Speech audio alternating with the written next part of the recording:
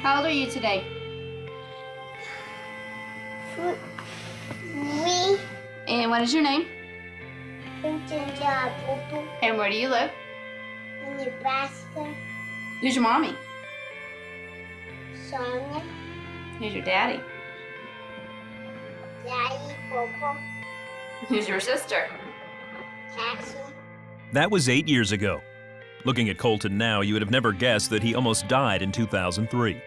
His father, Todd, tells about Kolton's near-death experience in the book, Heaven is for Real. And he started throwing up into the toilet, you know, and at first we're like, okay, he's got the stomach flu, because the doctor said it was going around. Kolton's condition only got worse as days passed. His doctor discovered his appendix had burst, and infection was spreading in his body. Time was running out. And we knew we were in bad shape when they said, well, you need to come out to the hallway. They separated us from everyone else, and then someone came to us and started talking to us that we got to have surgery on your kid. It was tough. Seeing your boy be lifeless when he was a very vibrant child. And it was at that moment that we were looking at each other. I remember my wife holding Kolton in that hallway, just us. He's not even moving. We went to the surgery prep area, and I remember them hauling him away and him just yelling at me, Daddy, don't let him take me, Daddy, don't let him take me. And I went back to the pre-op room where we had left some stuff, and I was finally alone, shut the door, and I just broke down and I was mad at God. I just frustrated, fed up. And I remember telling him, I said, God, after all I've done for you, and now you're gonna take my kid? This is how you treat your pastors? And I was calling our prayer chain. I was calling anybody that would be on the other line to get Kolton on the prayer chain because it was bad. We were there in the waiting room for an hour and a half, maybe. Then I remember the nurse coming out. Is Kolton's daddy out here?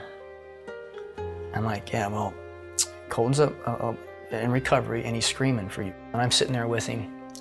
And I remember my son in that room then looking up at me and goes, Dad, do you know I almost died? And my first thought was, maybe he overheard the nurse say that, or maybe they thought he was under anesthesia, you know, and he wasn't. But it wasn't till 4 months after we got out of the hospital that we finally listened to our son. And that's where I got to see heaven. No, Jesus and some angels came and flew me up to heaven. And I said, so Kolton, what did Jesus look like? I knew that the first person I saw was Jesus. He was wearing white robes with a purple sash, and he just came down nicely and gracefully. Well, Dad, Jesus has markers. Dad, Jesus has markers. I didn't know what he meant, so I finally asked the right question. Kolton, where are Jesus' markers? And he drops his toys down, he stands up, and he just points, Dad, they were right here. He takes his fingers, points to the palms, then he bends over and touches the tops of his feet. And looks up to me, and that's where Jesus' markers were, Dad. When I was in the throne room of God to start with, so I got to see what that looked like. I was upset because I didn't know what was happening. What God did is he used people or things that I liked to calm me down. From there on, I felt better. Then one day we're traveling together, and he looks up at me and, Dad, you used to have a grandpa named Pop, didn't you? I'm like, yeah, he's really nice. Really? Yeah, you used to play with him as a kid and work with him on the farm and shoot stuff with him. And I'm like, yeah, how do you know that? Well, he told me. A figure came up, and he was Pop. He asked me, are you Todd's son? I said, yes. He said that he was his grandpa, so that's where I met him. Yeah, Pop, I was very close to him. And he was my most significant male role model when I was a kid growing up. But he was killed in a car wreck before I turned 7. I was busy paying bills again, because that's my job. And he came up and told me he had 2 sisters. Well, he had to say it several times before he finally got my attention. And finally, I put my stuff down and looked at him and says, what do you mean you have 2 sisters? No, I have 2 sisters. You had a baby die in your tummy. And I just looked at him like, well, how do you know you have 2 sisters? Well, she told me. And then he proceeded to describe her. She looked like Cassie, but she had brown hair.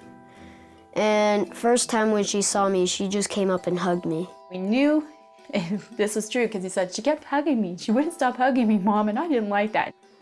Well, I'm not really the hugging type. I had miscarried the weekend of Father's Day weekend, which made it even rougher. And we thought we'd dealt with it. We gotten over, we accepted that the baby had died. But when he said he had 2 sisters, I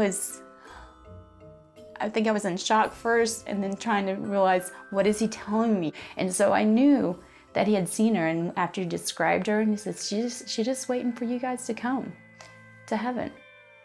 You know, as we talked about heaven and he was telling me all these wonderful details, I just felt like I had to ask him, did he want to come back? I knew that I was leaving heaven because Jesus came to me and said, Colton, you need to go back.